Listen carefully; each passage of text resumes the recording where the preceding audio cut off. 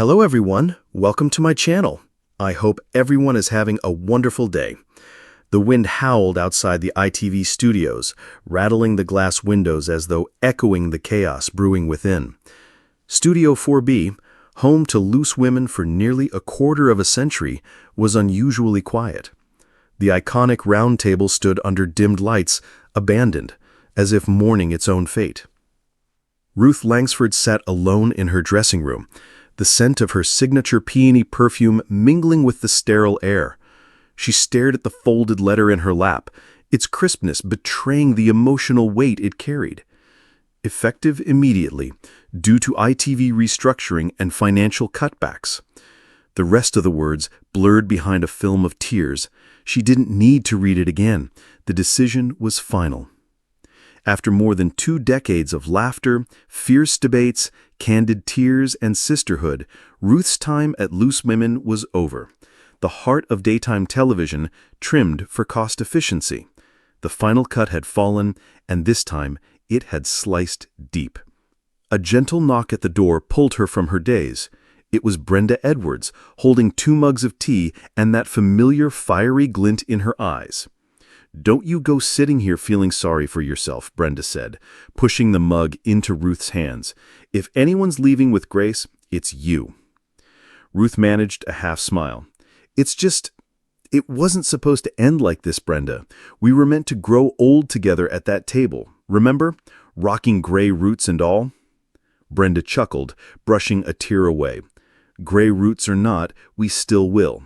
Just not on live television." News had spread fast. ITV's latest shakeup meant several programs were getting the axe, and Loose Women, despite its loyal fan base, was too costly, too controversial, too real. The very things that made it beloved now made it vulnerable. The public didn't know yet, but by morning, headlines would scream. "Next Loose Women exit confirmed after ITV cuts. Ruth Langsford left heartbroken." And it was true. Ruth was heartbroken, not just for herself, but for the viewers, women who saw themselves in every fierce conversation, every vulnerable moment on that stage. For the backstage crew who had become family. For the new voices who wouldn't get their shot. Later that evening, the entire panel gathered one last time, not in front of cameras, but on the set, under the soft haze of nostalgia. Nadia, Colleen, Kay, Denise, they were all there, raising glasses of cheap champagne and bittersweet memories. "I remember when I first sat at this table," Ruth said, lifting her glass.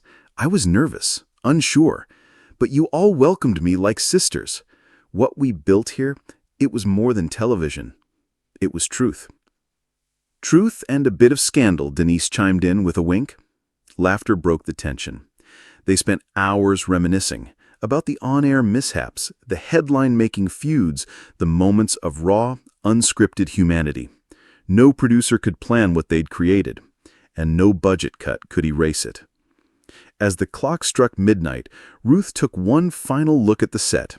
Her fingers grazed the edge of the table. So many stories told over this wood. It wasn't just a prop, it was a witness. Outside, paparazzi waited like vultures, ready to feast on broken dreams. But when Ruth stepped out, chin high, she wasn't broken. She was a woman who had given her heart to something that mattered, and she would do it all over again. The lights of Studio 4B dimmed for the last time that night. But for Ruth Langsford and the millions she inspired, the show would live on. In every voice it empowered, and every truth it dared to speak.